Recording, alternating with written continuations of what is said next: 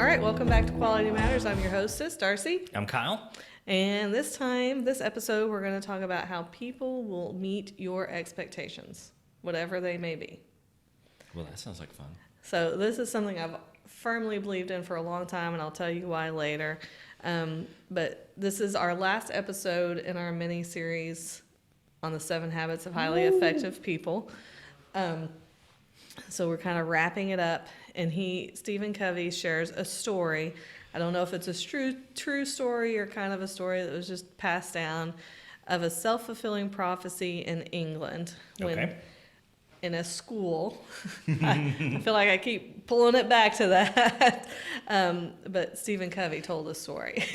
So a school, the computer mixed up the bright kids and the dumb kids. And if you're not watching the video, I'm using air quotes. This is how the story was told. All right. So the teachers that got the actual bright kids thought they were dumb, and the teacher that got the actual dumb kids thought they were bright. And so then they taught accordingly to what they thought the kids were. Oh, yeah. Mm-hmm. And then the administration realized the mistake. Mm-hmm. And said, well, let's go test these kids without anybody knowing and see how they're doing.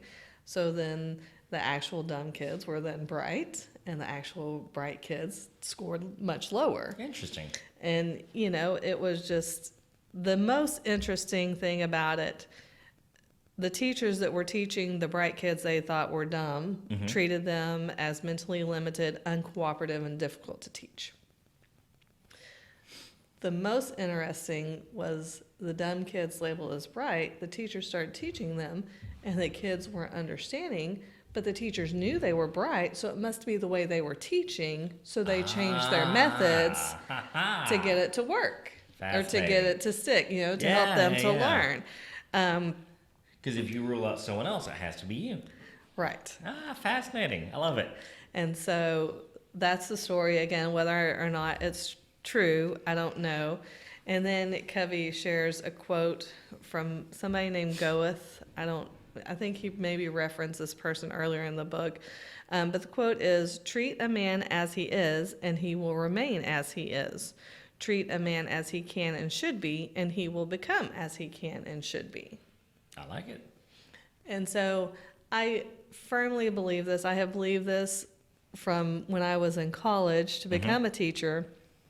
And then my first year of teaching, I had, there was a set of twins in our grade level, and I had one of the twins. And the twin that I had was the more difficult twin. But I have firmly believed, I get very passionate and emotional about this. I'm going to try not to tear up. For all of my years of teaching, I have believed as long as the kids know that I love them and respect them and care about them, they will work hard for me. And so I loved that little girl like I loved all my students. And she did work hard for me. And it was a struggle. And, it took us some time. And at some point during the school year, I had a conference with her mother. Right. And her mother went on and on about how the twin that I had was the bad twin. That she always had, and this was first grade, so she's only 6 years old. And she always had trouble with her. She was the bad one. She made poor grades. And just, all the negative things that she could say. So the mother's expectation of the kid. Right. And the daughter was living up to that expectation until she came into my classroom. And I'm not saying that to toot my own horn. No. But especially with children, they will live to your expectation of them. And so, I was thankful that I had that experience my first year of teaching because it put it right there in front of my eyes and made me who I was as a teacher from there on out. Right. And so I think if you are in any type of leadership or management position, you have to remember that for your employees or your team members or whoever you're supervising, that, maybe they are doing a poor job, but what are your expectations of them? And how can you, as their supervisor, help them to do better? It's not your job just to be the gotcha guy over and over and over and over again. It's your job to help them do better. Yeah. What training do they need to improve?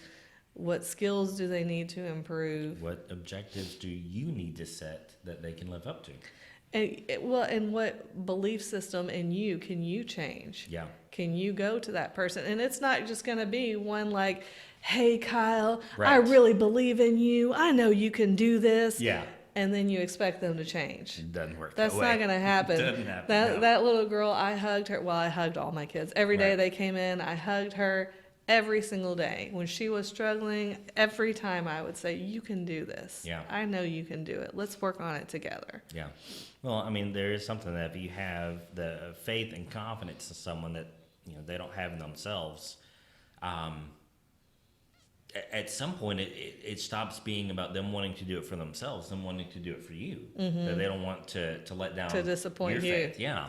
And it's amazing what people can do. I mean, everyone has limitations in certain ways. Everyone's got skills in other ways, but you're not stuck with those. I mean, you may have a natural predisposition one way or another, but you're not stuck there. For the most part, we can do, really anything that we set our mind to. And it's very, very valuable to have that faith and confidence in someone.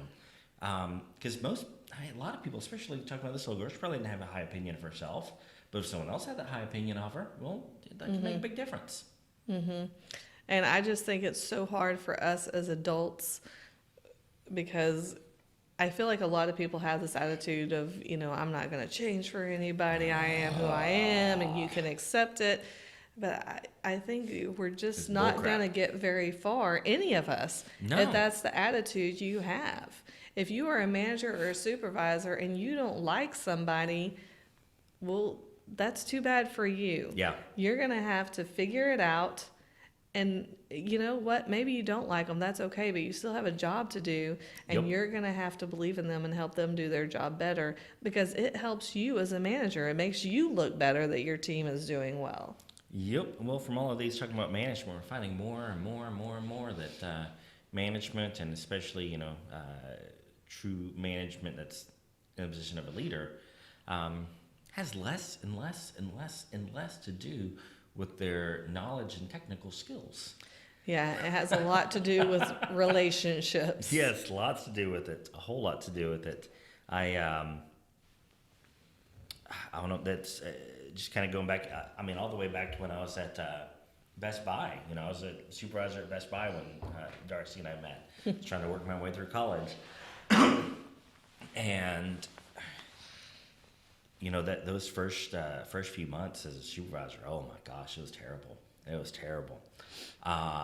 But again, I was put into a really tough spot, and we've talked before about how the best way to learn is the hard way. And I remember that first week, I had about 8 or 9 people that reported to me, and one guy had a heart condition. He'd served overseas, and it caused a lot of problems with his heart, and so he passed away that first week that I was supervisor. He was really good friends with someone else on the team, and she just couldn't bear to work there anymore, and so she left. Had someone else get transferred to another store, and so my first week as supervisor, I go from a good team. I inherited a really good team of people, and I went down to having 3 people work for me. I mean, so I learned a lot of lessons real fast, and I did not do the best job with it. But what I learned really, really quickly is that if you're going to supervise or manage a team, yes, it's important to have those technical skills, that technical knowledge. You do need to be the person that they can rely on when they get in the jam. And I think they respect you more. You're Yeah. not just a person that they pulled in from somewhere to Right. manage them. But I had people that worked for me that were way better. I worked for Geek Squad, so we fixed computers, right? Yeah. Still have my badge, by the way. Any case, but you have to manage the people. My gosh, that is just so incredibly vital. Like the company had certain rules about, you couldn't be a full-time employee unless you had like a certain availability. And so if you're working for Geek Squad, your odds are you're a college student. College students typically don't have the availability to be a full-time employee. And so we might have fudged their availability a little bit, and I just agreed that I'd schedule them in certain ways. Maybe not the best thing to do. And what's the benefit to them being a full-time employee? They get a guarantee of hours. We were only allowed 2 full-time positions in the department. Everyone else was part-time. Okay. So if you were part-time and budget got cut, it got cut. Okay. And then little things like that was the thing is if you're part-time, you might not get any hours for 2 weeks. That's a possibility. And I put my job on the line many weeks in a row because I just way over budget on labor. And I had my ops manager tell me more than once that because if we made so much profit, we got a kickback on labor. Mm-hmm. And I had my ops manager tell me more than once, Kyle, you're so far over that if you don't make it this week, you're fired. That's it. You're fired. Mm-hmm. And the guys on my bench knew that I did that. They knew that I made those risks, and I made those risks for them because they needed the hours, and I had faith that if I gave them the hours, they would find a way to make the money to justify it. But they knew that. They knew that I was taking that risk for them. They knew that if this didn't work, I was out, and they worked their tails off for me. Yeah, it comes back to relationships. It does. It's not all about relationships. I shouldn't say that because again, it is important to have the knowledge and skills. I feel like if you're a manager and you've not done what you're managing, then your team's not going to respect you at all. It's hard to get the respect. But the relationship is also the human element. You know, I can't say I've taken any college courses on it, but just because I love to study. So when I first got thrown into a leadership position, that was one of the first things to do was start studying psychology. I want to try to understand how people think, you know, what makes them tick. And so it helped a lot. It helped a lot. And that's something I would recommend to really anyone that's in that management or leadership type position is study some basic psychology. Understand just a little bit about what makes people tick. I don't mean go take a college course or get a degree on none of that, but I mean, hell, just pull up Wikipedia. There's some good information on there. Wikipedia, really? It's mostly accurate and fairly good, and it's easy to find stuff. Google can send you down some weird rabbit holes. Okay. Seriously, there's tons of good stuff out there, so just try to learn a little bit. I do like his suggestion. I do think it's valuable to learn how to relate to people. I'm just surprised to hear him say Wikipedia because I think he's made fun of me looking at Wikipedia before. Well, I have, but there's still some good information in there. I have. But you can't take it all as fact, but it's good information. Learn how people think, how they react. But you have to treat people as people. And it's so cliche, but everyone is different. My gosh, everyone is different. Yes, and I think I was able to quickly learn that in teaching. Yeah. You know, your kids, a phrase that we learned to share with our students was what's fair for one student is not fair for another. Yeah. Because you don't all need the same things. Yep. Yep. And I find myself saying that to our children, and it's true as adults when you're managing a team. What's fair for one employee is not necessarily fair for another because we all need different things. Yep, it is true. It's true. You got anything else on this? I think that's it. That's going to wrap up our series. I think so. On 7 Habits. Awesome. Thank you for putting all of it together. All right. Thanks, y'all. In today's global economy, quality matters. Benjamin Franklin once quipped, "The bitterness of poor quality remains long after the sweetness of low price is forgotten." Quality Matters is here to talk about all things quality. So whether you're looking to improve your business, getting ready for an audit, or dealing with failed inspections, tune in, check us out, then get back to doing work that matters.